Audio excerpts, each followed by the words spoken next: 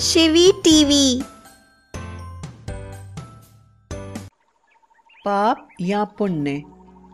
किसी समय में चरवाहों के एक गांव में एक विशाल वृक्ष के नीचे बिल में विषधर नामक एक लंबा काला सर्प रहता था। वृक्ष गांव के एक खेत के कोने में था।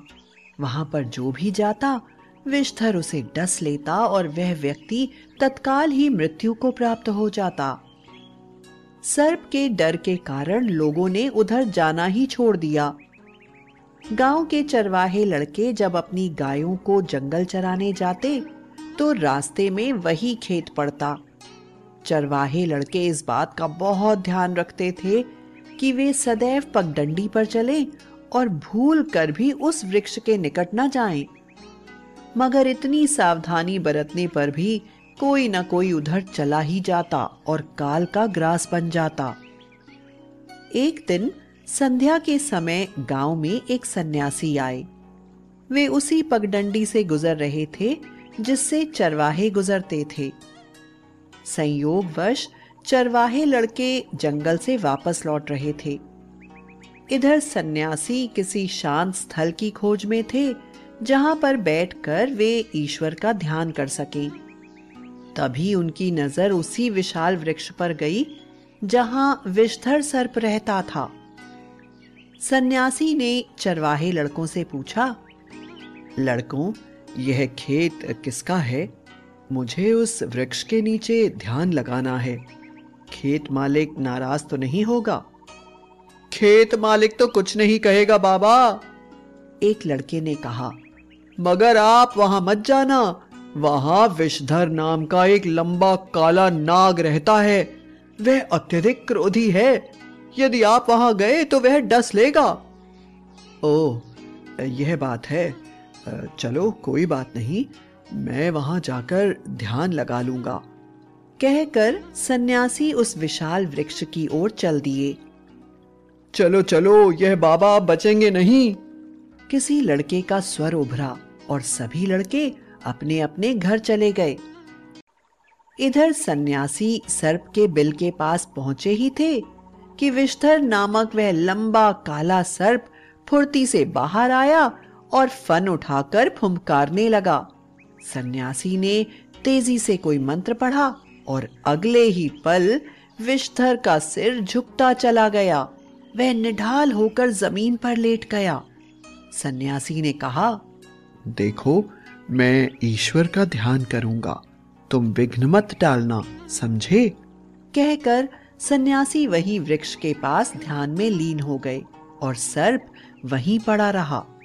धीरे धीरे मंत्रोच्चारण करते हुए सन्यासी की आंखें मुंद गईं और उनका संबंध दुनिया से टूट गया और सीधे ईश्वर से जाकर जुड़ गया।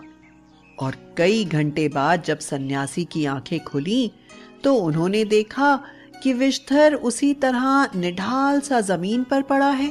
उन्होंने मुस्कुराकर सर्प से पूछा, तुम अभी यही हो? जी महाराज। तुम सुधर क्यों नहीं जाते? तुम जानते हो कि तुम्हारे जहरीले डस से लोगों की मृत्यु हो जाती है। मैं खुद यही चाहता हूँ महाराज कि मैं सुधर जाऊं, मगर क्या कहूँ, मुझे आदत सी पड़ गई है। मैं तुम्हें एक ऐसा मंत्र दूंगा जिसके जाप से तुम्हारा स्वभाव नम्र हो जाएगा। ठीक है महाराज। फिर सन्यासी ने सर्प को एक मंत्र सिखा दिया और कहा, मैं 1 वर्ष पश्चात फिर आऊंगा, इस मंत्र का जाप मत छोड़ना। कहकर सन्यासी वापस चले गए। जब वे वापस लौट रहे थे तो रास्ते में उन्हें चरवाहे लड़के मिले। उन्होंने सन्यासी को जीवित देखकर पूछा, महाराज, उस नाग ने आपको कुछ नहीं कहा? चरवाहे लड़के आश्चर्यचकित सन्यासी को तके जा रहे थे। नहीं, उसने मुझे कुछ नहीं कहा। और हाँ, अब वह एक अच्छा सर्प बन गया है। अब वह किसी को कुछ नहीं कहेगा, कहकर सन्यासी आगे बढ़ गए। मगर चरवाहे लड़के यह सुनकर जड़वत से रह गए थे।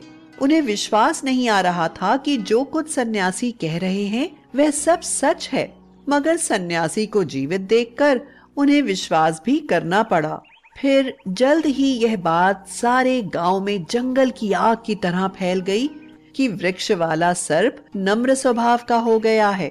असल में हुआ यह था कि एक चरवाहा लड़का भूल से वृक्ष वाले सर्प के सामने पड़ गया। वह सर्प के इतना नजदीक था कि यदि सर्प चाहता तो एक ही झटके में उसे समाप्त कर सकता था, मगर उसने लड़के को कुछ भी नहीं कहा और वापस अपने बिल में चला गया। यह सब कुछ बहुत से लोगों ने अपनी आंखों से देखा और इस पर विश्वास किया।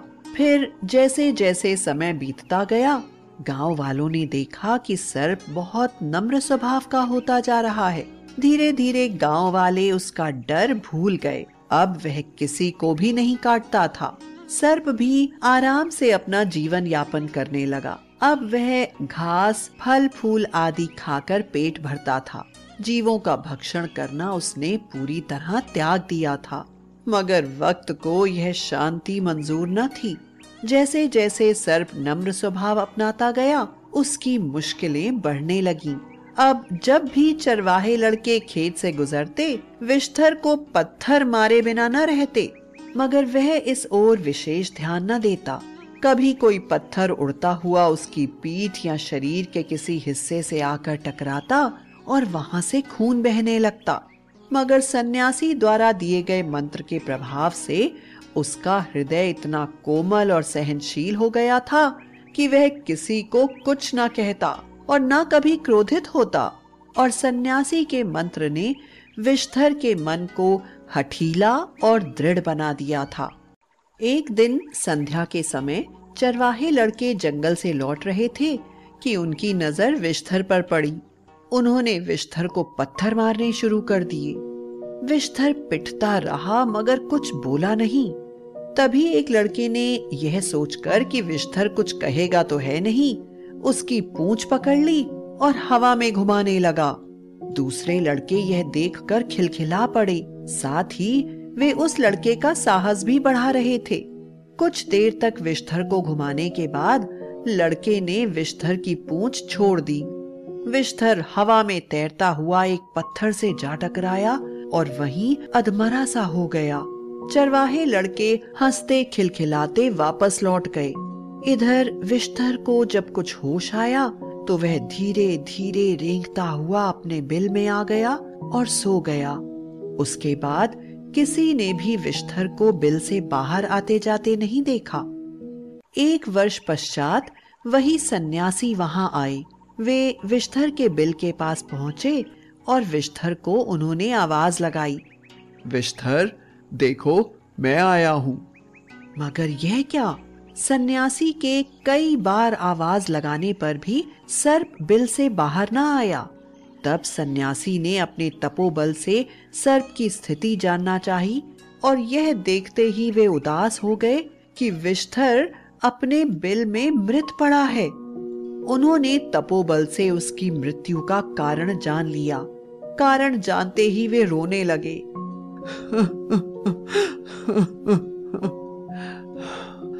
आज तक मैंने कोई पाप नहीं किया था, मगर आज ये मुझसे कैसा पाप हो गया।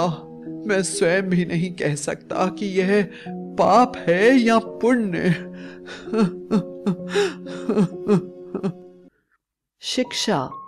मनुष्य जो कुछ करता है उसे अवश्य यह मालूम रहता है कि वह पाप कर रहा है या पुण्य, मगर कुछ काम अनजाने में ऐसे भी कर गुजरता है जिसका उसे स्वयं पता नहीं होता कि अमुक कार्य उसके लिए पुण्य का है या पाप का।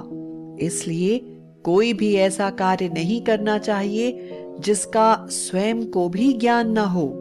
मगर यह मनुष्य जाति भी ईश्वर ने अजीब चीज बनाई है। यह जिस वस्तु से डरती है उसका नाम तक लेना पसंद नहीं करती और जिस वस्तु को डराती है उसके प्राण लिए बिना छोड़ती नहीं। इस जाति के सामने यदि कोई शक्तिशाली, ताकतवर और दबंग है तो यह उसके सामने घुटने तक टिका देती है। लेकिन यदि इसके सामने कोई अच्छा और नम्र स्वभाव बनना चाहे तो यह उस पर जुल्म करती है और उसे वापस उसी स्वभाव को अपनाने पर उतारू करती है जिसे वह छोड़ना चाहता है। मगर जो स्वभाव के हठीले व दृढ़ होते हैं वे मरते दम तक वापस नहीं लौटते।